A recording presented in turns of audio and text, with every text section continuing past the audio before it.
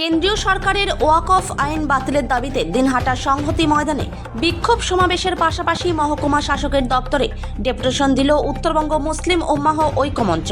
সংগঠনের পক্ষ থেকে শুক্রবার এই আন্দোলন সংগঠিত হয়।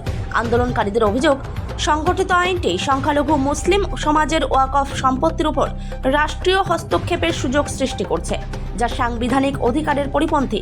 সমাবেশে বক্তব্য রাখতে গিয়ে কেন্দ্রীয় সরকারের বিরুদ্ধে ক্ষোভ উগরে দেন নেতারা।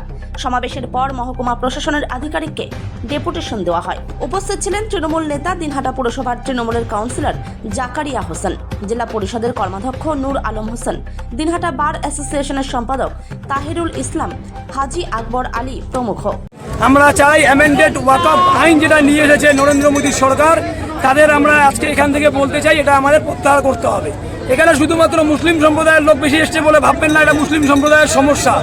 এই সমস্যা কিন্তু ভবিষ্যতে গিয়ে খ্রিস্টানদের মধ্যে আসতে চলেছে, এই সমস্যা ভবিষ্যতে গিয়ে হিন্দুদের সঙ্গেও আসতে চলেছে।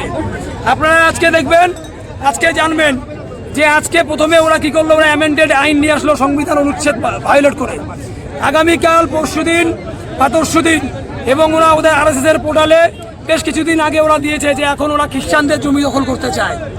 তার পরবর্তীকালে ওরা কি বলবে, ওরা বলবে ইউনিয়ন সিভিল কোড, মানে সমস্ত জাতি এক।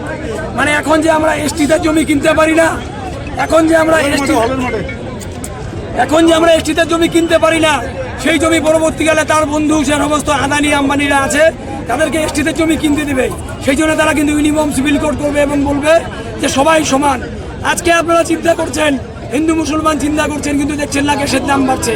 আজকে আপনারা ওয়াকফ বিল নিয়ে যারা মেতে আছেন তারা একবার চিন্তা করেন, ইসাবুর কান ফ্যাক্টরি সেটা আজকে কিন্তু প্রাইভেট হয়ে গেছে।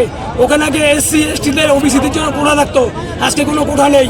এই ক্রাইসিস শুধু মুসলিমদের নয়, এই ক্রাইসিস ভারতবাসীর ক্রাইসিস, এই ক্রাইসিস সংবিধানের ক্রাইসিস। আপনারা যারা সংবিধান বাঁচাতে চান আজকে আমাদের সঙ্গে রয়েছেন, ভবিষ্যতেও আমাদের সঙ্গে থাকবেন। যেমন করে আমরা কালা আইন বাতিল করেছি, ঠিক একইভাবে এই ওয়াকফ বিলও আমরা বাতিল করবো। নিশ্চিন্তে থাকুন, ভারতবাসী সবাই এক আছি।